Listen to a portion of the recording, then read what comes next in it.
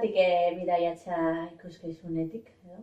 Ikusten ez diren gauza horietatik, ez, zerbait aldatu nahi baldin badugu argi dago, ez, nolabait izkutuan dauden gauzei heldu behar diegula eta horiek direla nolabait mugiarazi behar ditugunak, ez, azken finean egunerokotasunean gauza asko birsortzen dira, hori, ez, oinarrietan dauden gauza horietatik eta ez dakit, egunero ikusten ez ditugun gauza horietatik, eta orduan, izenburua polita da, ez?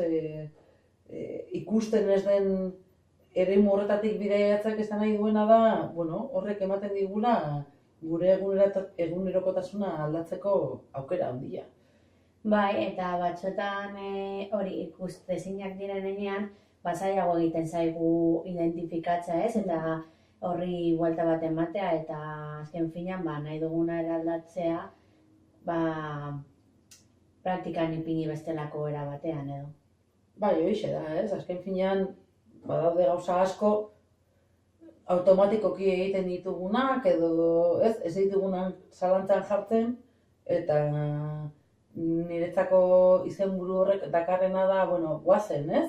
Guazen pixkat andamio eta hor oinarrian dagoen horretan ikustera zer den daukaguna eta zer den aldatu behar duguna, ez? Bai, eta guk animatu izan gara hori bidai honetan barne mailako prozesu bat egiteko eta besteak beste gatazkaz egiten dugu eta parte hartzeaz eta kontuan hartutan bat gauza, ez? Eta interesgarria dela egin dugun bidaia edo. Bai, eta nik uste dut, ez, tresna, ez dakit, berezi batzuk sortu ditugulako, ez, gure taldean gauza batzuen inguruan hausartzeko, baina gerora beste batzuentzat ere lagungarriak izan direnak, eta zentzu horretan, emankorra izan da, bidaia, ez? Bai, eta hori, bebai animatu nahi ditugu bestelako eragileak halako bidaia egitera. Azken finean, hori, gizarte hobe bat nahi badugu eta feminista nahi badugu, gure praktikak eraldatu behar ditugu, ez? Eta gomendio batzuk botako ditugu edo nondik hasi gaitezkeen edo. Bai, ez, lehenengo gauza izango litzateke, ez, ikustea non ditugun ahuldadeak edo aldatu nahi ditugun gauza horiek, ez? Eta, horiei erreparatzea, ez?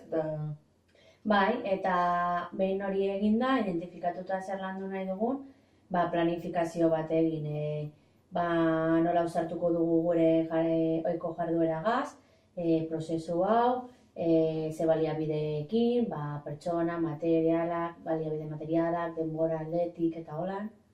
Eta, pilik orain denbora ipaitzen zuen, eta nik esango nuke, hori ez, beti ere pazientzia badela hor egon behar duen zerbait, ez, gauzak ez direla 24 ordutan aldatzen eta, prozesu hauei denbora gogoa eta eskaini behar zaiela eta hola hartzeko, ez? Ez dela, ez dakit, hariniketan egin behar den zerbait, baizik eta agian interesgarriagoa dela pentsatzea epe luzerako prozesuetan eta, ez, nolabait gure erakundeak bere osotasunean hartuko dituztenak eta, hortxe. Bai, hori. Eta pospozik gaude egin dugun bidaiarekin. Hori da, asko ikasi dugula. Bai, eta bidaiatzen jarraitzeko prest gaudela.